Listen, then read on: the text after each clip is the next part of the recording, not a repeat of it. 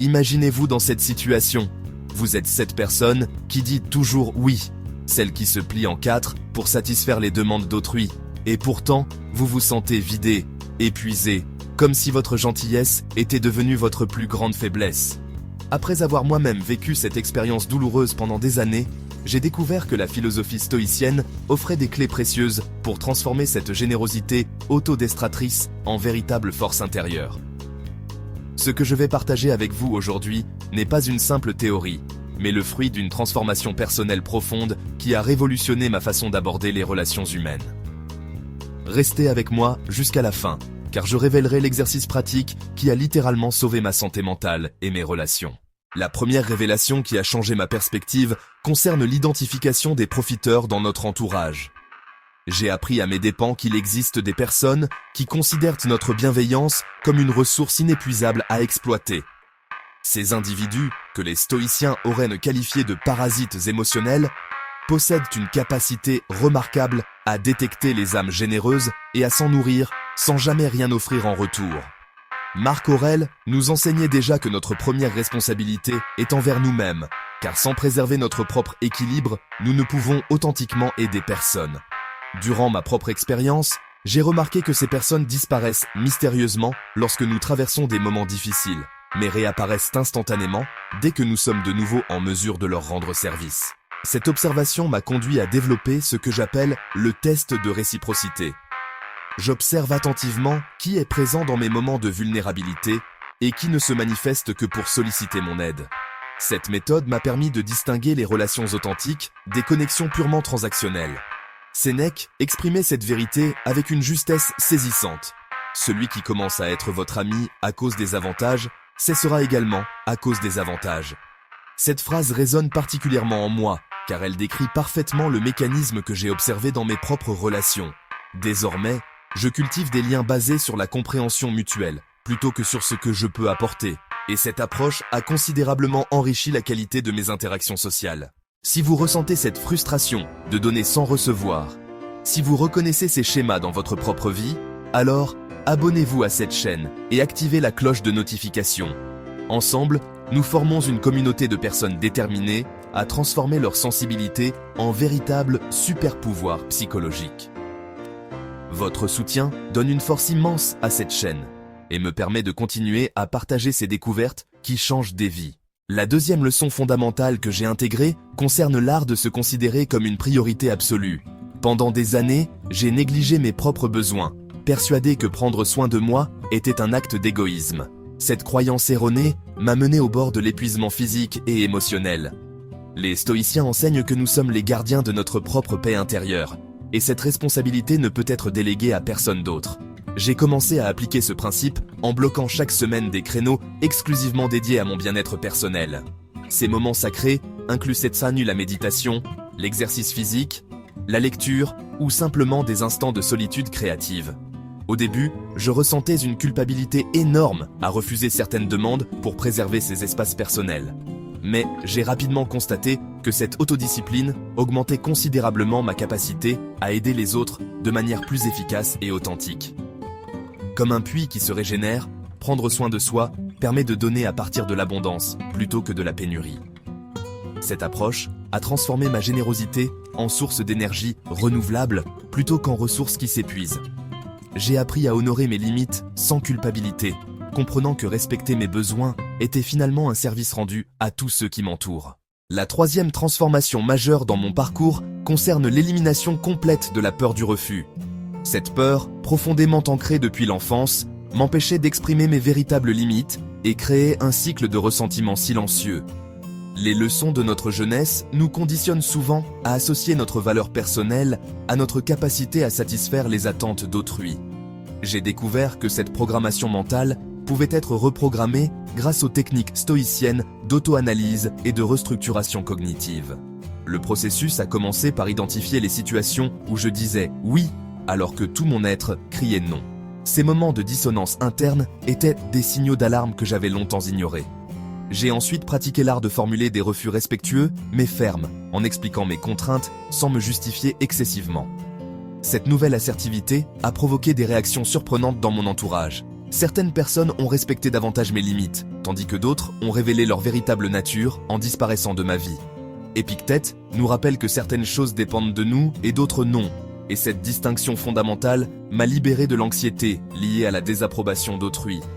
Aujourd'hui, je considère chaque non comme un acte de respect envers moi-même, et paradoxalement envers les autres, car il préserve l'authenticité de mes oui futurs. La quatrième révélation concerne la compréhension profonde que la réciprocité possède une date d'expiration naturelle. Cette vérité m'a été particulièrement difficile à accepter, car j'avais tendance à considérer mes actes de générosité comme des investissements dans des relations durables. J'ai appris à mes dépens que la mémoire humaine concernant les bienfaits reçus s'estompe avec le temps, et que cette érosion est un phénomène naturel plutôt qu'un défaut moral. Cette compréhension m'a libéré de l'amertume que je ressentais lorsque mes efforts passés semblaient oubliés. J'ai commencé à pratiquer la générosité détachée, offrant mon aide sans créer de registre mental des faveurs accordées. Cette approche stoïcienne transforme chaque acte de bienveillance en source de satisfaction immédiate, plutôt qu'en créance future. L'analogie de l'arbre planté résonne particulièrement en moi. Nous plantons des graines de bonté sans contrôler les saisons qui détermineront leur épanouissement.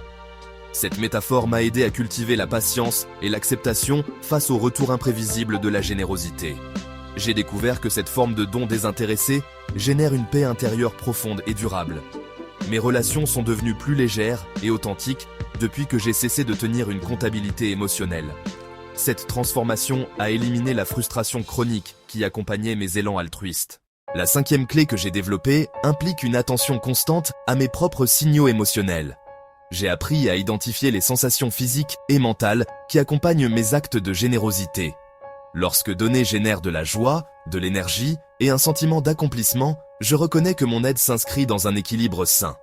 En revanche, quand mes gestes bienveillants s'accompagnent de fatigue, d'irritation ou de ressentiment, je comprends que j'ai dépassé mes limites naturelles. Cette conscience corporelle est devenue mon système d'alerte précoce, me permettant de réajuster mon comportement avant d'atteindre l'épuisement.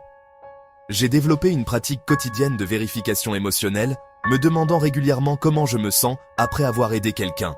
Cette introspection constante m'a permis de calibrer précisément ma générosité pour qu'elle reste une source de vitalité plutôt qu'une cause de déplétion. Les stoïciens considéraient cette auto-observation comme une forme de méditation active, cultivant la sagesse pratique dans les interactions quotidiennes. Cette méthode m'a enseigné que l'épuisement altruiste n'est pas un signe de noblesse, mais un indicateur de déséquilibre qu'il faut corriger. J'ai compris que respecter mes propres limites était finalement un service rendu à ceux que je souhaite aider. La sixième stratégie révolutionnaire concerne la reconnaissance que les demandes d'aide peuvent être infinies si nous ne posons pas de limites claires. J'ai observé que plus je me rendais disponible inconditionnellement, plus les sollicitations se multipliaient de manière exponentielle.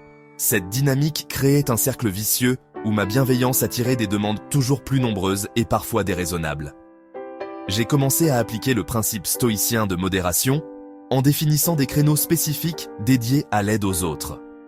Cette structuration temporelle m'a permis de maintenir ma générosité tout en préservant l'espace nécessaire à mes propres projets et responsabilités. J'ai également développé l'art de proposer des alternatives lorsque je ne pouvais pas répondre immédiatement à une demande. Cette approche maintient l'esprit d'entraide tout en respectant mes contraintes personnelles. L'expérience m'a enseigné que certaines personnes testent inconsciemment nos limites pour évaluer jusqu'où elles peuvent aller.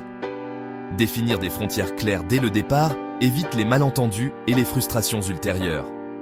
Cette méthode a considérablement amélioré la qualité de mes interventions, car je peux désormais me concentrer pleinement sur chaque demande que j'accepte de traiter. La septième et dernière transformation touche à la compréhension profonde que maintenir des limites saines nous protège paradoxalement de la perception de fragilité.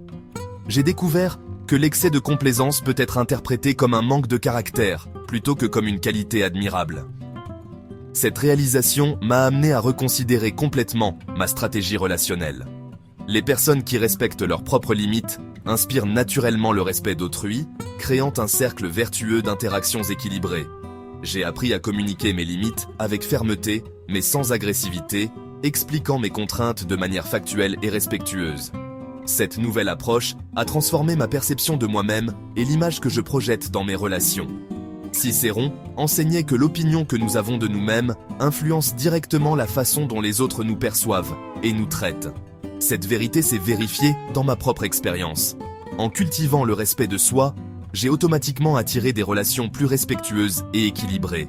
J'ai cessé d'être perçu comme une ressource facilement exploitable pour devenir quelqu'un dont l'aide est véritablement valorisée. Cette transformation a éliminé les relations toxiques de ma vie tout en renforçant les connexions authentiques. Au-delà de ces stratégies fondamentales, j'ai développé ce que j'appelle la méthode du miroir émotionnel.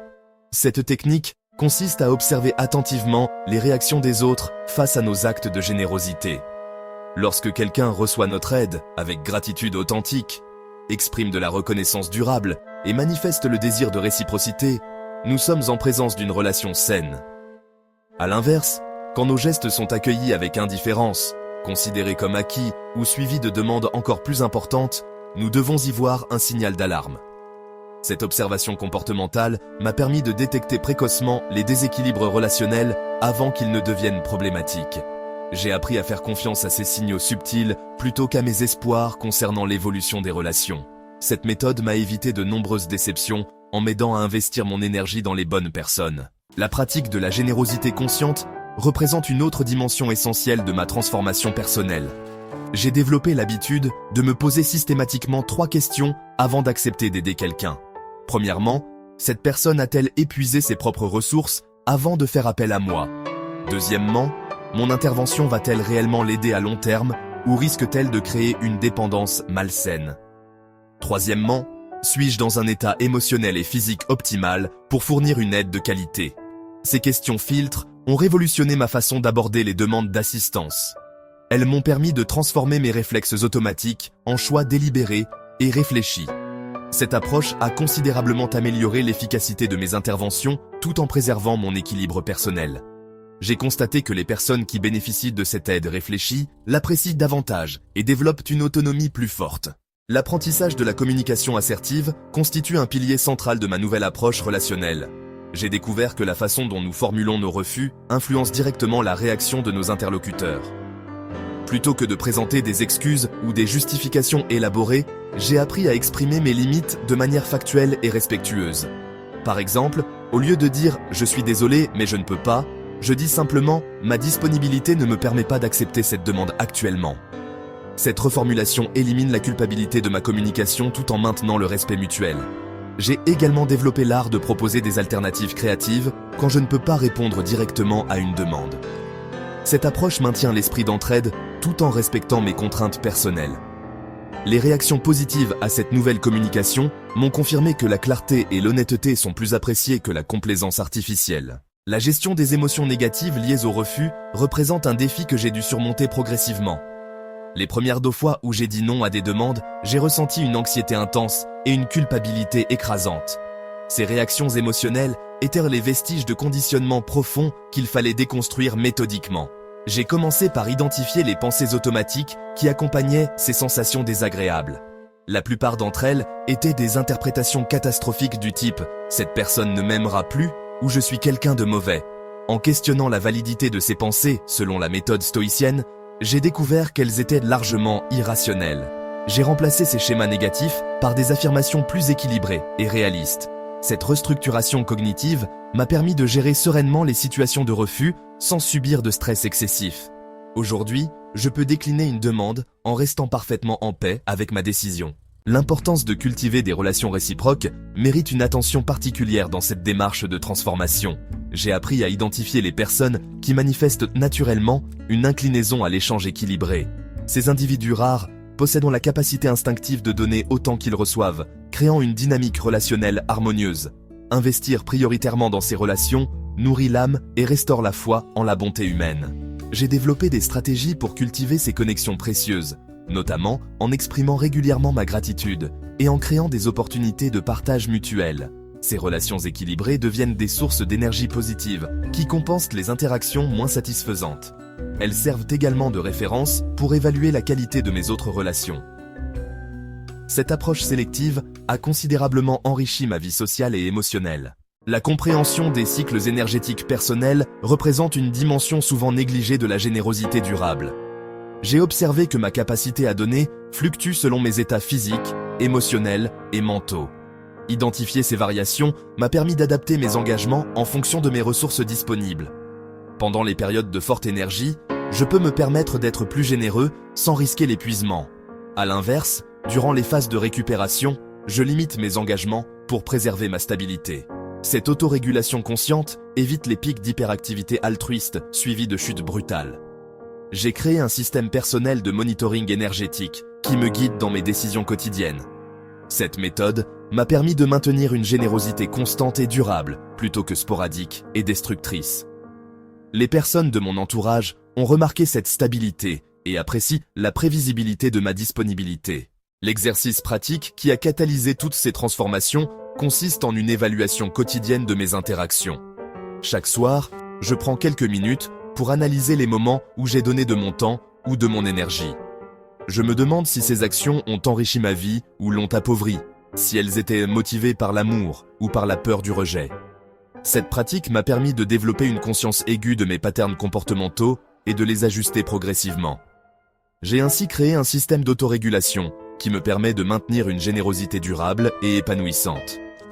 Cette méthode simple mais puissante a révolutionné ma façon d'aborder les relations humaines. Si ce message a résonné en vous, si vous reconnaissez ces schémas dans votre propre vie, rejoignez cette communauté de personnes déterminées à transformer leur sensibilité en véritable force. Abonnez-vous à cette chaîne et activez la cloche de notification pour ne manquer aucune de mes découvertes. Ensemble, nous construisons un mouvement de personnes qui refusent de sacrifier leur bien-être pour plaire aux autres.